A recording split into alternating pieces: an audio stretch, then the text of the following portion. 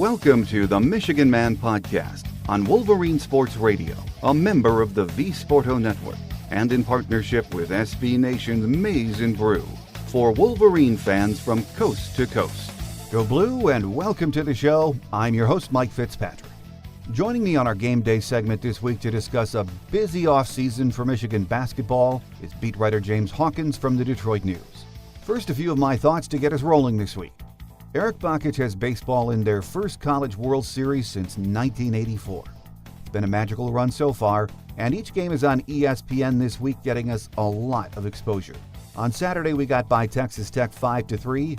Then on Monday night, Tommy Henry pitched a beautiful game as we shut out red-hot Florida State 2-0. Next action will be on Friday afternoon at 2 p.m. against the Thursday winner of the Florida State-Texas Tech game.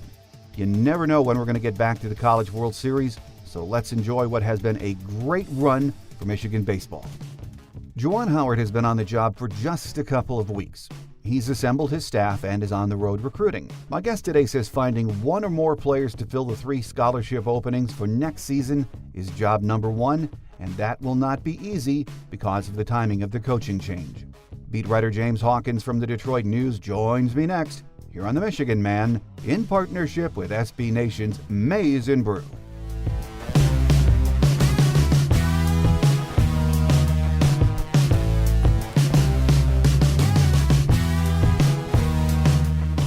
Here with us on our Game Day segment this week to talk Michigan hoops is beat writer James Hawkins from the Detroit News, who we don't usually have on this time of the year, but it's great to have you with us, James. All right, good to be back. Well, as you and I just discussed before we started taping, not usually that busy when it comes to Michigan basketball this time of the year, but we know there's been so much going on.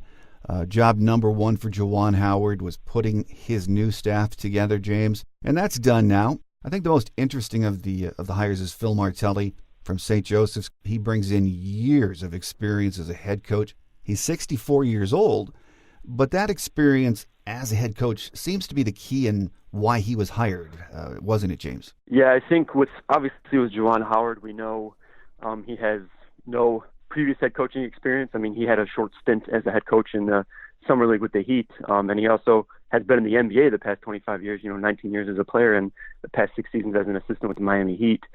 So, I mean, it's been a long time since he's been in the college game. So I think it was key for, Juwan to get a guy who actually knows how to navigate everything that comes with the college game. I mean, obviously there's the recruiting, and then you have to actually deal with all like the NCAA rules and guidelines and jump through all those hoops and everything that comes with it. And then there's also, the academics and everything that comes with also being a student athlete in the college game. So I think that was key for Juwan, was getting a guy who knows how to navigate it and is a guy he can turn to, to lean on for guidance for, navigating all this stuff, not only, off the court, but also on the court. Because like I said, man, this is going to be his first time as a head coach. And obviously, Phil Martelli has all this stuff in spades, I believe it was the last 25 years he spent as the head coach at St. Joe's. So yeah, it was definitely a key thing for Juwan to bring in a guy who actually has, head coaching experience, and they find a guy who clearly has no shortage of that. He seemed to hire Coach Martelli pretty quickly after he got the nod. So did they have any kind of a history with each other? I'm not sure about that. I think they might have been put in contact through that search firm that Michigan used, but I think it's probably, the coaching world is kind of a small, tight-knit group, so I think there's probably, I'm sure there's a mutual contact between the two that kind of helped put him in touch, because I read that Phil Martelli, after he was let go at St. Joe's, he still wanted to remain in coaching, and he was looking at all his opportunities. And then I guess when he kind of was put in touch with Juwan Howard, it kind of, he said right away that, the opportunity and just talking with Juwan Howard kind of tugged at his heart, and it was something he knew he wanted to do. But I'm not sure who put them in touch, but I'm sure, like I said, the coaching circle is all pretty close-knit and pretty tight, so I'm sure there's probably a mutual person that kind of put those two in touch. Well, he certainly checks off a lot of boxes for what a new head coach would want to surround himself with. Another gentleman that checks off, I think, a lot of boxes and was a good decision was JaJuan Washington, for Juwan, keeping him on staff. Probably always a good idea if you can to keep at least one of Coach B's guys. I think it's a good idea anyway. I think a lot of fans wanted them to keep, one of the assistants at least, but I think it's good in a sense for continuity, obviously. JaJuan Washington has been there for the past 3 seasons. He'll be entering his 4th season, so he knows all the guys on the team, the seniors like Xavier Simpson, John Teskey. He's been there their entire time they've been there. So he has that relationship already built with those guys, and he can kind of be that bridge between, this new staff that's coming in and kind of what was the old staff and how they did things. And that's one thing he can help with Juwan. I mean, obviously, if Juwan Howard wants to know like kind of how things were done, that's something obviously JaJuan Washington knows because he's been there. He's been under Beeline the past 3 seasons and served as the top assistant the past two seasons when DeAndre Haynes and Luke Yaklich came in. So I think it definitely helps with that continuity, having a guy that's still there that knows the players, kind of knows all those guys, already has that trust built with them. And I know a lot of people wanted Michigan to keep Luke Yaklich.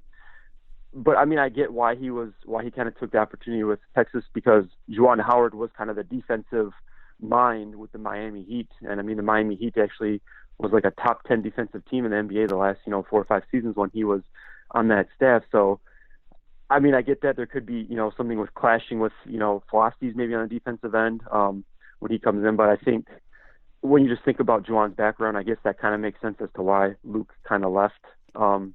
Just because I think that's what Juwan's maybe going to focus. I know with, former coach John Beilein, he was more the offensive guy, and then he kind of, let Luke Yaklich kind of control the defensive thing.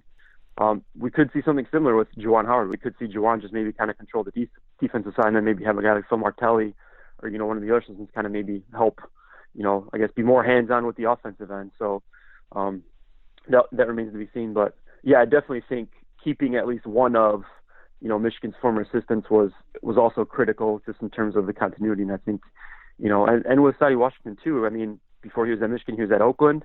And I mean, he worked with the guards there, and he worked with some good guards. I mean, just off the top of my head, Kay Felder. And then we know during his time at Michigan, these last few years, he's been working with the big men, which is also something Juwan Howard had did with the Heat. But I mean, Sadi kind of has that flexibility that he's worked with, all these position groups at his time. So I feel like that also makes it, kind of a good thing for him to kind of stay on as an assistant. Well, the third assistant was he's an interesting hire to me. Howard Eisley, an NBA coach, a Detroiter, played with Jalen Rose at Detroit Southwestern, but no college experience. I'm not sure if that's a concern, James, but a lot of people seem to think it might be. Yeah, I mean, I get that. It's one of those things where it's kind of, we're not going to know until they actually we actually see what happens with this team. It's kind of hard. We don't know what like each assistant's responsibilities are actually going to be this season too. But I'm just guessing that Howard Eisley is maybe going to be a guy who works with the guards, kind of what DeAndre Haynes did last season. I mean, he's obviously a former point guard. He's played in the NBA. He's spent, I believe it was the last 9 seasons in the NBA as an assistant. And like you mentioned, I mean, he's a Detroit native, so he should help in recruiting Detroit and in the state. And yeah, it's just one of these things that it's going to be kind of hard to, to kind of, the jury is not going to be able to be out on this guy until we actually see what the staff does, together. I mean, they've been on the job for maybe only the past couple of weeks. Yeah. But yeah, I mean, look, he brings plenty of, like Juwan Howard, brings plenty of NBA experience, which has got to be attractive to some recruits in a sense. And it's not like he doesn't know basketball as a former player and a guy who's been in the NBA. So, I mean, like I said, we'll see. I don't know what each of these guys' responsibilities are going to be, but just, kind of looking at the staff, I think he's going to be a guy who's probably going to maybe come in and help work with the guards. And obviously the hope is that he's going to be a guy who can help, recruit the state pretty hard, and especially the Detroit area, and kind of lure some of the top talent to Michigan. Since Juwan's hire, there have been a lot of stories written about how many former NBA players have come back to coach in college, some at their alma maters, and it's been a mixed degree of success. What do you think makes the transition so very difficult, James? You got to look at the situations in a lot of those cases. Like, I mean, you look at guys like Chris Smolin that when he went back, and then Patrick Ewing at Georgetown. Mm-hmm. I mean, a lot of those guys, and the same thing with Penny Hardaway at Memphis. I mean, when those guys come back, I mean, a lot of it's the hype and excitement factor of hiring these guys to maybe come in and kind of revive the glory days that those guys had when they were at the program. And obviously, Chris Smolin kind of didn't fare well. And the same thing with Penny Hardaway. I mean, he's only going into his second year, but he already has, the top recruiting class in the nation coming in. And then, Patrick Ewing, he still hasn't made the NCAA tournament. I think it's been a couple seasons he's been there. But I mean, Juwan Howard's inheriting a completely different situation than a lot of those guys. I mean, like I said, a lot of those guys that are being brought in to programs that are looking for that spark, maybe get back in the tournament and, kind of help change the trajectory of the program and get it back to its winning ways. But I mean, Juwan's coming in, he doesn't have to build up anything. I mean, the foundation and everything's already been built, during the 12 seasons that John Beilein has been at Michigan. So his job is just to kind of keep this ball rolling and continue the success. I mean, the only thing Michigan could have done better, I mean, he's passed, they made the Sweet 16 in 5 of the last 7 seasons. And I mean, not a lot of programs are doing that. I mean, the only thing that they could do is, just start winning the national titles. And I mean, that's, something you can only look at, like the Dukes in North Carolina that are doing.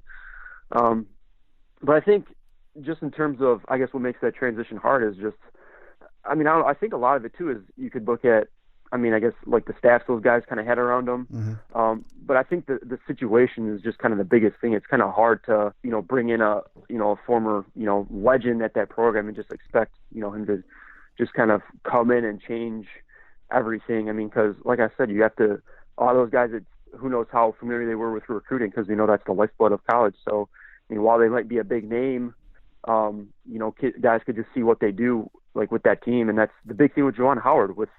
I was at the NBPA Top 100 camp this past week, and speaking with the recruits, and a lot of those guys want to see. I mean, there's obviously a lot of buzz with Juwan Howard, but they want to see kind of what he does with his team. They don't know the style of play, the type of system. They don't know what type of guys he's going to bring in. So that might have been a thing with former pros. That it might not just been attractive to a lot of top recruits, I guess, what they were doing there, and that kind of didn't help. But I think just kind of the situation a lot of those guys inherited played a big role in, I guess, kind of the success or lack of success they kind of had. Well, let's take a minute just to talk about recruiting. Cole Bajema decided to stay with his commitment. Jalen Wilson, though, is going with Kansas. From what you heard, did Juwan actually get a chance to talk with Jalen before he committed to Kansas? I mean, I've heard some stuff, but it was more so kind of speculation. I don't want to spread misinformation. Mm-hmm. So I don't know how much he actually talked to him. But, there was reports out there that he was supposed to have an in-house visit with Jalen Wilson, and I never really saw anything following up on that they actually did meet. But I think even after he decommitted, though, I think it was going to kind of be an uphill battle for Michigan to win him back because, like I said, it's kind of one of those things where Jalen Wilson kind of knew what he was getting into with, under John Beilein and kind of how he fit into the system and everything like that. And, with Juwan Howard, like I said, with a lot of recruits, the whole thing is they want to wait and see what kind of happens, kind of how they feel like they're going to fit into the system, what style they have. So I guess that uncertainty kind of, I guess, could have played a role in Jalen Wilson leaving to Kansas. Obviously Kansas is a top program in the nation, as we know. But I don't know the extent as to how hard Juwan Howard was kind of recruiting him to kind of bring him back. But just based on like kind of the what I heard and what I saw after he kind of Jalen made those official visits to Kansas and North Carolina, it seemed like it was kind of leaning more towards those two schools as opposed to him kind of re-recruiting and recommitting to Michigan. Well, as you said, and we all know, recruiting is the lifeblood of college basketball, of college sports, period. It's job number one for Juwan right now. He has his staff in place finally, so they're going to be out on the road, I'm sure, a lot of the summer. Michigan has, I believe, with Bajema, with his scholarship, we now have 2 more to give, right? They have 3 open scholarships right now okay. That they could get for next season. You look at the transfer, JC transfers, any kind of transfer, that's sort of, there's not much there right now, is there? No, the market's very thin right now. And, they had a couple of the top targets that they were going after. They had Justin Pierce, the one guy that they were going after. When Beilein was still here, the kind of the guy from William & Mary that landed at North Carolina. And then they also were going after Oakland grad transfer Javen Cumberland, who kind of landed at Cincinnati after his cousin Jared Cumberland kind of returned from the NBA draft. And that really wasn't that big of a surprise, just because that was kind of the word on the street mm-hmm. the whole time, as if Jared Cumberland went back to Cincinnati. That's kind of Javen was going to follow him there. But those were 2 guys. The one thing, if you look at Michigan's roster, is that they really are in desperate need of kind of scoring wing and kind of perimeter scoring, because I mean, as we know that they've lost, Jordan Poole, Ignas Brazdeikis, and Charles Matthews, and that's, Michigan's top 3 perimeter players. Iggy and Jordan were the top, the team's top 2 3-point shooters in terms of made 3-pointers. And that's kind of, I mean, you look at what they have coming in. I mean, they only have, like we said, there's only 11 guys on scholarship they have coming in, and you kind of wonder where they're going to really kind of get that production, replace what they're losing. I mean, it's going to be tough. And the one spot that's really kind of a concern to me that I think is really uncertain is that 2 spot with Jordan Poole. Mm-hmm. Because, I mean, a guy that you think could fit in right away that kind of has the prototypical build is Adrian Nunez, but he was, he played the least amount of time as the 5 freshmen last season. I mean, there's also other ways you could go with that. You could go with Eli Brooks, or you can go with David DeJulius at the 2 spot, but I mean, those are 2 kind of smaller guys at the 2 spot. I mean, when you think of, Adrian Nunez is 6'6", and, DeJulius is like a 6-foot guy. I don't know if Juwan wants to run 2 6-foot guys in the backcourt at the same time. But yeah, I mean, the grad transfer wire is really thin. I mean, there's no top 100 guys out there in 2019. I mean, Jalen Wilson was the last top 100 guy to commit to pick a college.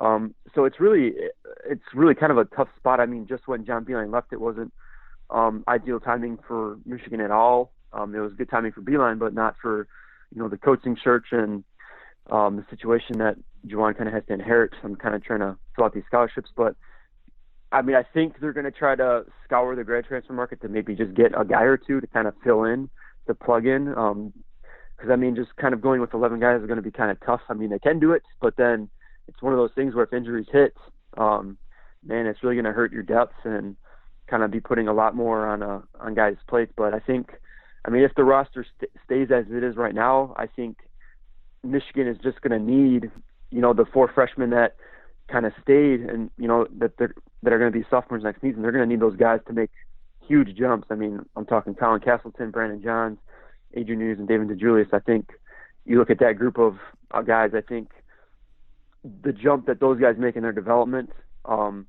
is probably going to play the biggest role in how much success, I guess, that Michigan has next season if the roster kind of stays as it is right now. I agree with that. If you have 3 scholarships to give, and man, we are late in the game as far as giving them out for 2019. Even if you say you can get 1 more player, then you have 2 openings. Do you hold on to those scholarships until next year for the next class? I mean, yeah, Juwan could bank them, and as we've seen, he's already kind of been swinging for the fences with recruiting. I mean, he's already offered a 2020 5-star and a 2021 5-star.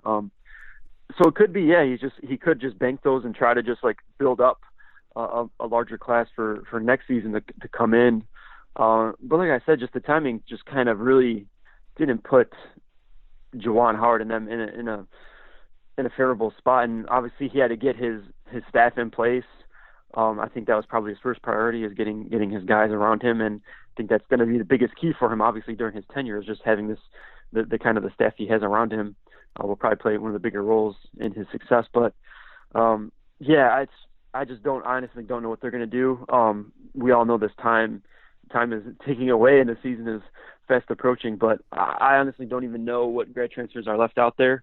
But I think, like I said, I think they're probably going to try to get at least a guy or 2. I just don't know who it's going to be, and I don't know if it's going to be, that big of a name or a hot commodity on the market, because obviously we know all the top guys are clearly gone, and they've been gone for some time. So it'll be interesting to see. I mean, they could, who knows, they might stand pat. I don't know, but I would think that they would at least try to get 1 or 2 grad transfers, just to kind of plug in and kind of help at least build depth at least for this coming season. Well, a lot of older fans talk about Juwan Howard's Fab 5 history, paying dividends on the recruiting trail. You got to talk to a lot of these top recruits over the weekend, James. That's a long time ago. If you're a 17, 18-year-old player right now, the Fab 5 is really, in some ways, ancient history to you. Did these kids really talk about the Fab 5? Do they know about the Fab 5, or is it more Juwan Howard was an NBA player and coach that is what impresses them? I think the younger guys, like the recruits now, I think if they were like Michigan fans, they probably are familiar with the Fab 5. Like, I think when I was speaking with like Michigan targets, and one of the guys I talked to was Zeb Jackson, who's Michigan's only 2020 commit. He brought up the Fab 5 when I spoke with him. But I mean, it could just be something where, I mean, obviously if a kid is a fan of Michigan, or that's one of the teams they really like to follow, I mean, I'm sure they're well aware of what he did at Michigan. But I think the one attraction for, I guess, a lot of recruits more so is probably just the fact that he was a longtime NBA big, and that he won 2 titles, and then he was a guy who kind of played with LeBron and Dwayne Wade, and I think it's more of like the recency what he did. I think is what is more attractive to guys. I mean, they probably, they might know that he was with the Fab Five, but I don't think they probably know too much about the Fab Five and actually the type of player that Juwan was during that time. It's not like they're probably going back and watching games from the early 90s when he was actually suited up and playing. But I think just the biggest attraction for those guys is just the fact that he was a longtime NBA pro, and he's former All-Star, former first-round pick, a 2-time champion. Like I said, he played with a lot of the top players in the NBA. And I talked to the one Chicago guy that was actually at this camp, DJ Stewart, who plays at Chicago Whitney Young. And the one thing I asked him that I was kind of interested in is obviously Juwan Howard, grew up, he was born and raised in Chicago, and, he played at Chicago Vocational.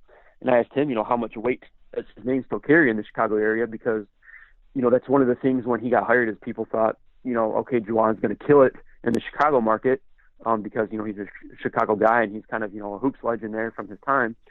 And so I asked DJ Stewart, like I said, he was the one, Chicago kid at this NBPA Top 100 camp. And I asked him straight up, I was like, does his name still carry weight, in the Chicago area? And he said, yeah, his name still means a lot. And he told me like his coach at Chicago Whitney, Colin Slaughter, he spoke very highly of him. So I guess that's a positive sign. But I mean, again, that was just, the one Chicago guy at this camp that I could talk to for that. So you can't really speak for everybody, but I guess that's a positive sign though, at least when, you get one of the top guys in the state of Illinois who kind of says, that, Juwan's kind of still a well-known figure in Chicago. And I mean, that, hopefully is going to bode well in terms of recruiting. But I mean, obviously we know this buzz and everything, the excitement that comes with recruiting, and the fact that guys know him, like know Juwan's name, kind of certainly helps. But I mean, it doesn't, also it doesn't necessarily mean that he's actually going to be able to lock down and get all these guys, because as we know, he's offered a few 5-stars so far, but I mean, he's yet to really get a guy to commit. So it's kind of, this recruiting game is kind of going to be one of these kind of wait and see things to see how well he's able to actually recruit, maybe lure some of this top talent that a lot of guys actually think that Juwan's going to be able to bring in to Ann Arbor. At least right now, his first recruiting class, he just, as we said, he came in at a really tough time to bring in good players. And if we do have 11 scholarships and we're thin, should we expect, is it reasonable, James, that this team might take a step backward on the wins and losses front? I mean, anything is possible with this team. I think the one thing, though, is with Juwan, I believe it's not like going to be, I don't think his first year is going to be like a honeymoon phase. I think there still is the expectation for him to come in and win. I think if you look at the core guys he has with, the 2 seniors in Xavier Simpson and John Teskey, and then in a junior and Isaiah Livers, I think if you look at most Big Ten teams, I think any of them would love to have those 3 guys as kind of a building block for a team. So, I mean, he has the pieces there to win. And I think that's still going to be the expectation, is for him to compete in the Big Ten. And the one thing, I mean, if you just look at past seasons, I mean, a lot of times you get teams that are expected to win and they struggle, or you get teams that aren't expected to do much and they kind of, have good seasons in the Big Ten. I mean, just look at last year, Nebraska brought back, I think 4 of their stars, or maybe their entire starting lineup, and they were one of the worst teams in the Big Ten. And same thing with Indiana. They were supposed to be a great team with, Romeo Langford and Juwan Morgan that they had back in that 1-2 punch, and they kind of struggled in the Big Ten. So it's kind of one of those things that, I mean, anything can happen until, the season actually comes around. But I still think they're going to be a team that is expected to, to kind of maybe at least finish in the upper half of the Big Ten and actually compete for the title, but then it still make the NCAA tournament. Because, like I said, I mean, Juwan Howard was brought in to kind of sustain the success, and I mean, him, not competing and missing the NCAA tournament would definitely be a step back. But I mean, yeah, I think he's just brought in to kind of help push things forward, and I think that is the expectation that comes with that, is to kind of still put up another 21 season and make a run for the Big Ten title, and then kind of make a run in the NCAA tournament. So I think that's definitely what he's going to be expected to do in this first year. I agree. That is the expectation. Not easy when your top three scorers are gone. And let's talk about those three guys who have been in the news, of course. Charles Matthews, though, that was terrible. He tore his ACL last week just before the draft. And from what you read and hear, he had been working out and made great impressions on a lot of the teams he worked out for. And you were reading, hey, he might be a second-round pick before the injury happened. What does that do to him? He was generating a lot of buzz in these workouts. Obviously, we don't see them, but just based on what reporters at these NBA teams are reporting, following these workouts, he was showing out pretty well defensively. And I mean, obviously, Charles Matthews probably. I think I saw one tweet where he said, he thought he was the best defender in this draft, and obviously that's where he's going to hang his hat on in the NBA is as a defender. And I mean, he could be a guy who just like goes in for short stints in the NBA and just kind of locks down a team's best player. And, whatever offense he can provide could be a bonus, but he could just be, a guy who just comes in as a shutdown defender. And, the one thing that, like, I think of it last year, too, when he went through this process, I mean, I think he was leaning towards leaving, too, last year until, I don't know if you remember, but he injured his wrist. And I think he only worked out with a couple teams, and he had to shut everything down, and that kind of led to him kind of coming back to Michigan. So, it's just kind of it's an unfortunate thing if you just think about his history. I mean, he got injured last year, and then now, I mean, he was showing out well in these workouts, on the defensive end, and then he hits this injury that's going to derail him for I don't even know how long till I saw maybe till next March at least. But still, like, I mean, his name was still there in the second round as a late second round guy, and he was thought of a guy who could be one of the first guys that people call for a two-way contract. And it's going to be interesting to see how teams view him, because they still could take him on a late second round pick. They could just still take him or as a two-way guy and just be him as one of these kind of stash and store guys. I mean, we see the NBA teams deal with international guys a lot, so that still could be a path that an NBA team takes with them. Just kind of maybe take a late flyer on him, and like I said, just kind of stash him and store him until he's able to kind of get healthy and recover from that injury, and then he can maybe return later next season. But it's obviously going to be a huge hurdle for him, and like you said, it's unfortunate news for a guy who we know. I mean, what he did for Michigan, and I mean, obviously his age, he's not getting any younger, and it's a guy chasing his dreams, and he faces something like this. It's tragic to hear, but I mean, I think it's going to affect his stock. It is going to affect his draft stock, obviously, but I don't know how much honestly it's going to affect him, just because we know there are questions. And I think the biggest drawback for him is his shooting, and if he's going to become a knockdown three-point shooter, because we know that's how the NBA game is going. So I feel like there were already kind of concerns with him, just in terms of his offensive game.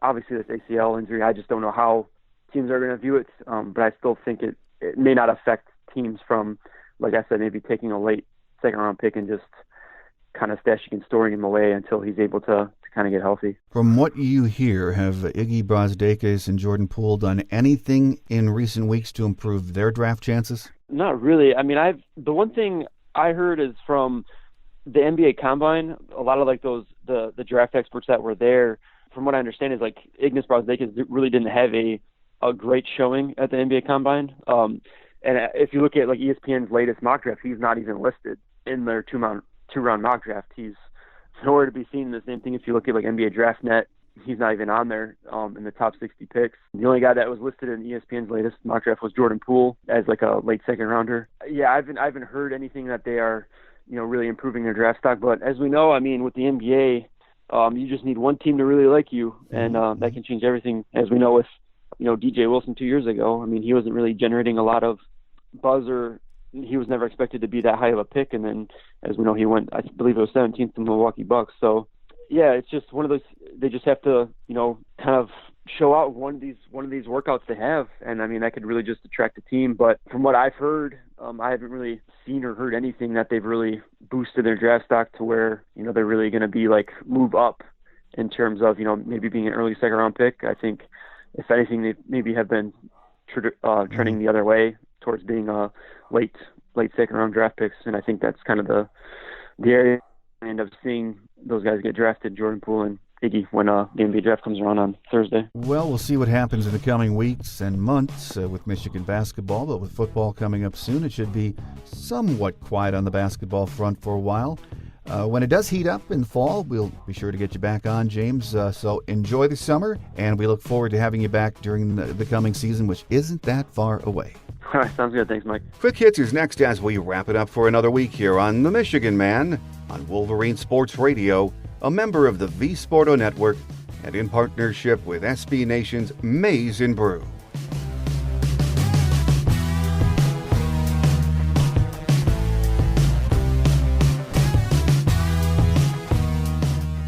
On Quick Hits today, thanks again to James Hawkins from the Detroit News for taking time to join us. Once again, make sure you carve out some time this Friday to check out baseball in action at the College World Series. They will be playing the winner of the Florida State-Texas Tech game at 2 p.m., and you can see it on ESPN. Make sure you check out our free show app in the Google Play and iTunes stores. You can also hear the show on Stitcher, iHeart, TuneIn, Spotify, and now radio.com. Football season is right around the corner, and in August we'll be back on our weekly programming schedule. Our next show will air, though, on July 10th, and we hope to have Steve Lorenz from 24/7 Sports join us with the latest recruiting news. That will do it for today, though. Have a wonderful Wolverine week, everyone. I'm your host, Mike Fitzpatrick. Thanks for joining us, and until we meet again, take care, and as always, go Blue. Thanks for joining us today on The Michigan Man, here on Wolverine Sports Radio, a member of the V Sporto Network, and in partnership with SB Nation's Maize and Brew. Our listener lines are open 24/7 for your calls at 313-263-4842. That's 313-263-4842. Or email us at themichiganmanpodcast@yahoo.com. That's themichiganmanpodcast@yahoo.com. The Michigan Man Podcast is produced at the studios of Robin Lynn Productions, Allen Park, Michigan, and is not affiliated with the University of Michigan. Go Blue!